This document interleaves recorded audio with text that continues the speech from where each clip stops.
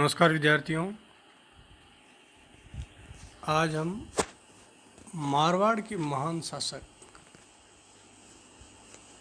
राव मालदेव के बारे में अध्ययन करेंगे, जिसमें हम भाग प्रथम के अंतर्गत राव मालदेव, क्या राव मालदेव पितृसत्ता था, राज्याभिषेक के समय मालदेव की स्थिति, विभिन्न फरगनों पे मालदेव का कब्जा, अधिकार करना इत्यादि के बारे में विस्तार पूर्वक जानेंगे।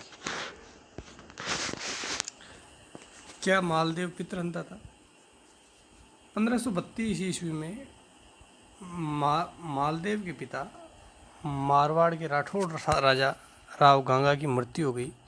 इसके संबंध में परस्पर विरोधी विवरण मिलते हैं। रेऊ के अनुसार एक दिन राव गांगा है वो महल के झरोखे में अफीम की पिनक में बैठे थे और ठंडी बयारिया हवा का आनंद ले रहे थे। उसी समय गिरकर अचानक उनकी मृत्यु हो गई। दूसरी तरफ डॉक्टर ओझा है वो महत्वाकांक्षी मालदेव के ऊपर धक्का देकर गिराए जाने का आरोप लगाते हैं। मुंदियाड़ की ख्यात और जोधपुर राज्य की ख्यात के आधार पर डॉक्टर गोपीनाथ शर्मा भी गंगा की मृत्यु में या हत्या में राव मालदेव का हाथ मानते हैं। परंतु यदि राठौड़ सरदारों की प्रकृति को ध्यान में रखते हुए सभी साक्ष्यों का अध्ययन किया जाए तो मालदेव निर्दोष सिद्ध होते हैं। तो नैन सिंह एवं बांकीदास जैसे लेखकों ने भी इस घटना का उल्लेख नहीं किया है। अतः हम कह सकते हैं कि राव गांगा की हत्या में राव मालदेव का हाथ है वो नहीं था, या ये मानना अपने को बहुत ही कठिन लगता है। राज्याभिषेक के समय मारवाड़ की स्थिति, राव मालदेव है वो राव गांगा का सबसे बड़ा पुत्र था। इनका जन्म 1511 ईस्वी में हुआ। इनकी माता है वो सिरोही के देवड़ा शासक जगमाल की पुत्री थी। गंगा के शासनकाल में ही मालदेव ने अपने आप को एक सुयोग्य पराक्रमी सेनानायक सिद्ध कर दिया था। गंगा द्वारा सोजत की विजय में मालदेव की प्रमुख भूमिका रही। शेवकी के युद्ध में भी मालदेव ने अद्भुत पराक्रम दिखाया। साथ ही गंगा के प्रतिनिधि की हैसियत से राणा सांगा के नेतृत्व में मार्च 1527 में जो खानवा का युद्ध हुआ था उसमें भी राव गांगा ने मुगलों के दक्षिण पार्श्व आक्रमण का दायित्व मालदेव ने बड़ी कुशलतापूर्वक निभाया था। मालदेव का आक्रमण इतना भयंकर था कि मुगल सेना इसका दबाव सहन नहीं कर पाई और बाबर को तत्काल इस पार्श्व की सहायता के लिए सैनिक दस्ते भेजने पड़े थे। साथ ही घायल सांगा को सुरक्षित स्थान पर ले जाने वाले विश्वस्त सरदारों में राव मालदेव भी एक थे। गंगा की मृत्यु के समय 1532 ईस्वी में कुछ लेखकों के अनुसार 1531 भी माना जाता है। तो मालदेव है वो मारवाड़ के राठौड़ों का शासक बना, लेकिन उत्तराधिकार में मात्र उनको जोधपुर और सोजत के दो ही फरगने प्राप्त हुए। अन्य फरगनों के राठौड़ सरदार है वो केंद्रीय सत्ता से लगभग स्वतंत्र थे। वो जोधपुर के शासक को कुलीय नेता मानकर उनका सम्मान करते थे, न कि अपना शासक मान के, और वे संकट काल में जोधपुर राज्य की सैनिक सहायता देना अपना कर्तव्य समझते थे, लेकिन इसके लिए वो किसी भी प्रकार से बाध्य नहीं थे। और उन्होंने जो भी क्षेत्र जीते थे वे अपने बलबूते पे सब या पराक्रम से जीते थे। इसमें जोधपुर के शासक की कोई भूमिका नहीं थी। जोधपुर है वो मारवाड़ के राठौड़ों की परंपरागत राजधानी थी। यहाँ का शासक राजस्थान के सभी राठौड़ सरदारों का जातीय नेता समझा जाता था। राठौड़ों के अलावा अन्य जातियों ने भी मारवाड़ में अपना शासन कायम कर रखा था अलग अलग फरगनों पे। जैसे बिलड़ा फरगने में शिरवियों का शासन था, भादराजून में वीरा सिंगल का, नागौर में मोहम्मद खान का, जैसलमेर में भाटी लोणकरण का, फतेहपुर झुंझुनू रीडवाड़ा में कायम खानी मुसलमानों का शासन था और जालौर में बिहारी पठानों का शासन था। अजमेर में जगमाल का शासन था। लेकिन मालदेव है वो एक बहुत ही महत्वाकांक्षी शासक थे और राणा सांगा के पद पे चल के संपूर्ण उत्तरी भारत में वे राजपूतों की सर्वोच्चता को पुनः स्थापित करना चाहते थे। इसलिए निरंतर विजय और कूटनीति के द्वारा मारवाड़ राज्य की सीमाओं का निरंतर विस्तार किया और उत्तरी भारत का एक शक्तिशाली राज्य बना दिया। समकालीन फारसी इतिहासकारों जैसे अबुल फजल बदैनी, निजामुद्दीन अहमद आदि ने उसको एक हसमत वाला शासक कहा है और मुक्त कंठ से उसकी सूरवीरता की प्रशंसा की है। अब देखते हैं तत्कालीन परिस्थितियाँ कैसी थी, उस समय अन्य राज्यों की क्या स्थिति थी।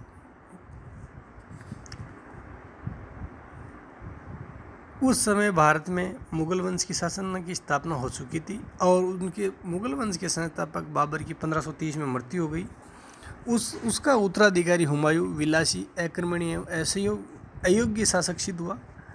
उसने अपने आरंभ के 10 वर्ष गुजरात के सुल्तान बहादुर शाह, अफगानों के नवोदित नेता शेर शाह सूरी से निरंतर संघर्ष में व्यतीत करने पड़े और उसे अंततः 1540 में अपने साम्राज्य से हाथ धोना पड़ा। तो उपयुक्त शत्रुओं के साथ उलझे रहने के कारण हुमायूं को मारवाड़ की तरफ ध्यान देने का अवसर ही नहीं मिल पाया। दूसरी तरफ खानवा के युद्ध के पश्चात राजस्थान का जो राजनीतिक सत्ता संतुलन है वो डगमगा गया। राणा सांगा की पराजय के फलस्वरूप मेवाड़ राजवंश की शक्ति जो संपूर्ण उत्तरी भारत में सर्वोच्चता की ओर निरंतर अग्रसर थी वह अफंग हो गई। सांगा की मृत्यु से राजपूती नेतृत्व का स्थान है वो रिक्त हो गया और सांगा के उत्तराधिकारियों में उसका पुत्र है रतन सिंह था, जो राज्याभिषेक के कुछ दिनों बाद में उनकी मृत्यु हो गई। फिर दूसरे पुत्र विक्रमादित्य को शासक बनाया गया, परंतु वह उदंड अयोग्य शासक निकला और उसके समय दासी पुत्र बनवीर ने राणा विक्रमादित्य की हत्या कर स्वयं को सत्ता की बागडोर अपने हाथों में ले ली और बनवीर ने सांगा के अंतिम जीवित पुत्र उदय सिंह को भी समाप्त करने की योजना बनाई, लेकिन माँ पन्ना धाय की सहायता से उदय सिंह बच निकले। सांगा की मृत्यु के बाद लंबे समय तक मेवाड़ है वो आंतरिक समस्याओं से जूझता रहा। पूर्वी राजस्थान में आमेर के कछवार राजपूतों का शासन था, परंतु उसमें उनकी पारस्परिक कलह ने भी उनको शक्तिहीन बना दिया था। बीकानेर में राठौड़ों का शासन था, जिनमें मालदेव की शक्ति का सामना करने या विस्तारवादी नीति को रोकने की क्षमता नहीं थी। अतः इन परिस्थितियों में मालदेव के सामने अपने शक्ति को संगठित करने और सर्वोच्चता या शक्ति स्थापित करने का सुअवसर प्राप्त हुआ।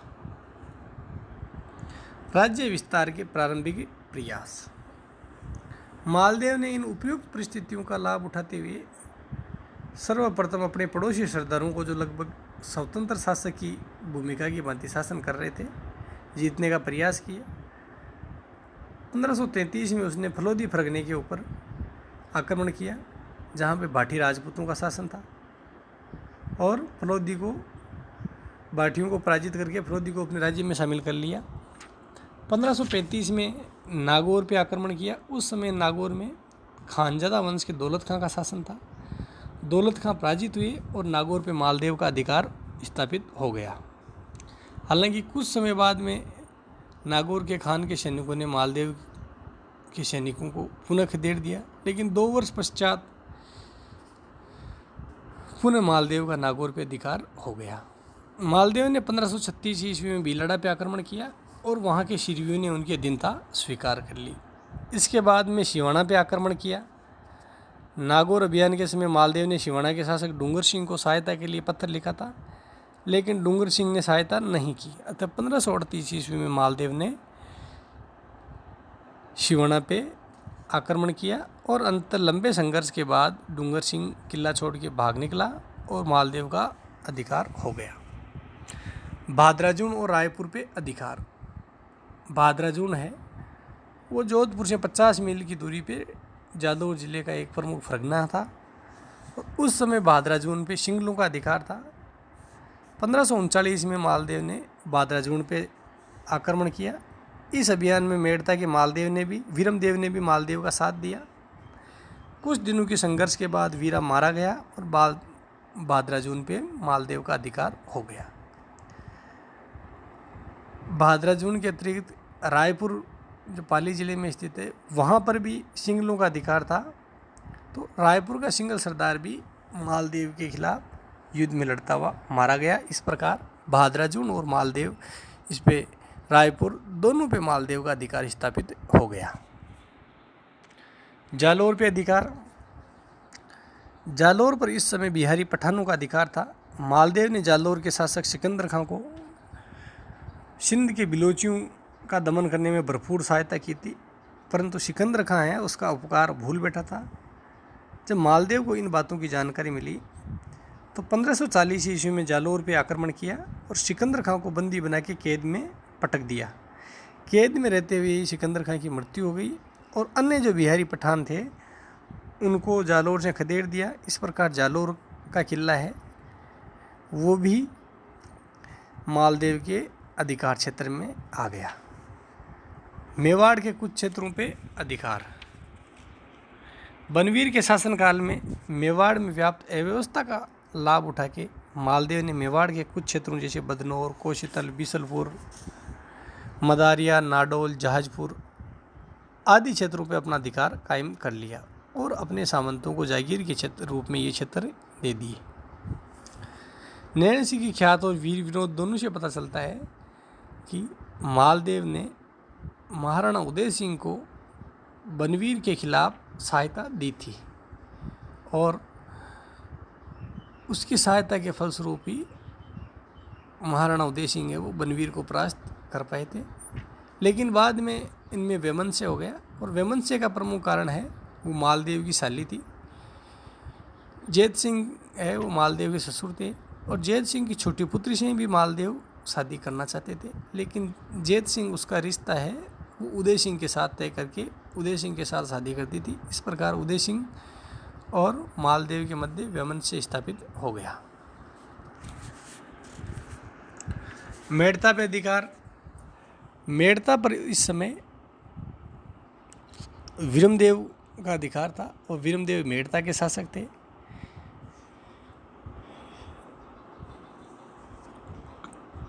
राव गंगा के शासनकाल में ही एक हाथी को लेके वीरमदेव और मालदेव के मध्य वैमनस्य उत्पन्न हो गया था।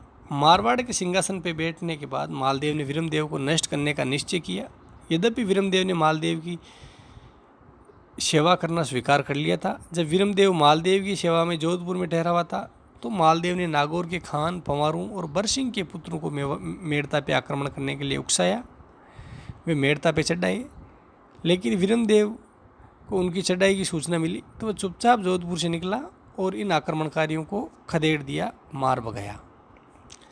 मालदेव के प्रारंभिक वर्षों में गुजरात के बहादुर शाह ने अजमेर पर आक्रमण कर लिया और उसे जीत लिया था। अपने अधिकारियों को तो नियुक्त किया, लेकिन बहादुर शाह के लौटने के पश्चात वीरमदेव ने अजमेर पर आक्रमण किया और अपने क्षेत्राधिकार में अजमेर को ले लिया।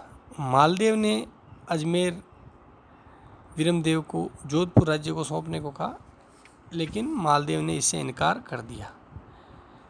इसके पश्चात मालदेव ने मेड़ता पे आक्रमण किया और वीरमदेव को परास्त करके मेड़ता को अपने अधिकार क्षेत्र में ले लिया। अजमेर पे अधिकार। हम पहले ही बात कर चुके हैं कि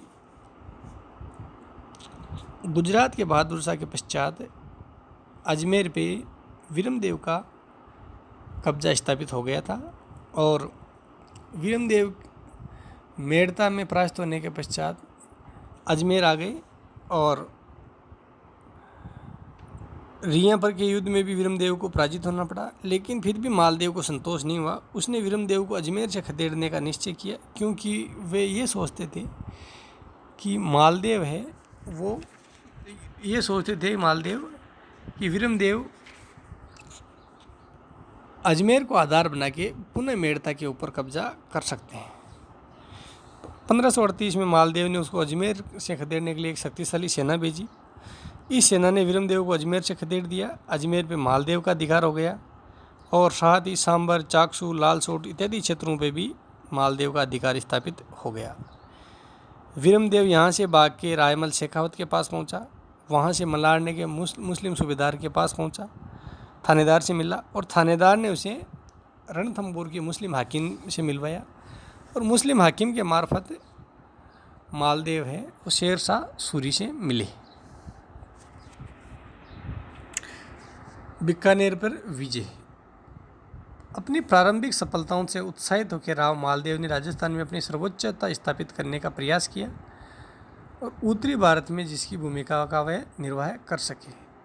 तो इसके लिए इस उद्देश्य की पूर्ति के निमित्त उसने अपने सवजातीय राठौड़ बंधु का भी ख्याल नहीं किया और विरमदेव को जीतने के पश्चात बीकानेर के राठौड़ राज्य को जीतने का निश्चय किया।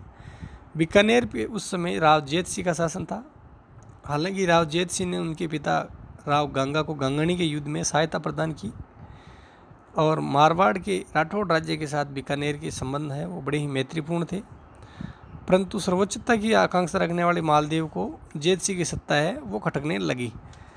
1541-42 ईस्वी में कोपा की नेतृत्व में एक विशाल सेना भेजकर बीकानेर की तरफ भेजी,